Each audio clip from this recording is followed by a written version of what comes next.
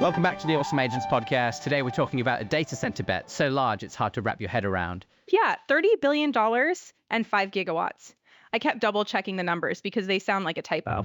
AirTrunk, backed by Blackstone, just committed to build more AI data center capacity in India than the country currently has. Let's get into it. So AirTrunk's CEO, Robin Kuda, flew to New Delhi and formalized this deal directly with Prime Minister Modi. Right, you don't usually see a private infrastructure operator doing direct diplomatic signaling. What does that tell you? India is treating this as a strategic priority, and AirTrunk is positioning itself as the default infrastructure layer for India's AI build-out. So let's talk scale. 5 gigawatts. Help me picture what that actually means. India's entire data center sector today runs at about 1.5 gigawatts. AirTrunk is committing to more than triple that from a single company in under 4 years. Well, that's wild, and most of that commitment is going into one campus? The flagship is a 3 gigawatt campus in Raigad, Maharashtra, just outside Mumbai. Most hyperscale campuses top out at 3 to 500 megawatts. So this is 6 to 10 times the size of a typical large campus. And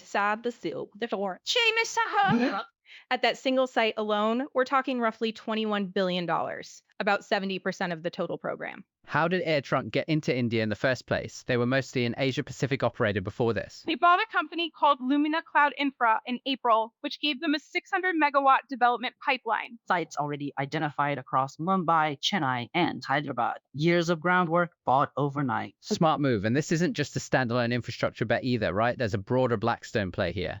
Blackstone is also running a separate $5 billion joint venture with Google to sell TPU-based compute as a service. AirTrunk is the physical layer underneath that. Okay, so they own the buildings. Google sells the compute out of them, vertically integrated from the real estate up. That's the play. Now, the competition here is genuinely intense. Amazon, $35 billion, Microsoft, $17.5, Google, $15. And then there's Adani Group with $100 billion through 2035.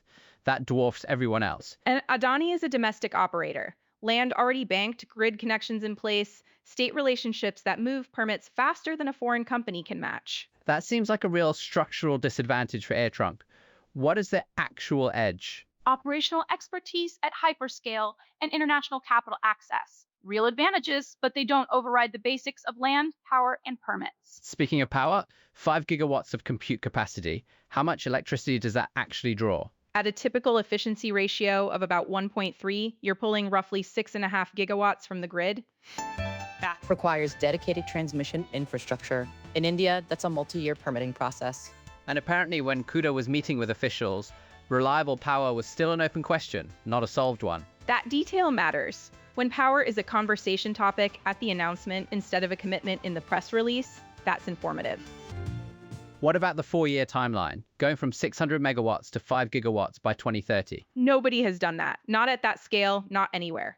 4.5 gigawatts across multiple Indian states in 46 months is beyond anything demonstrated. So is this a real commitment or more of a ceiling number? Probably both, honestly. Think of it like SoftBank's 75 billion euro France announcement.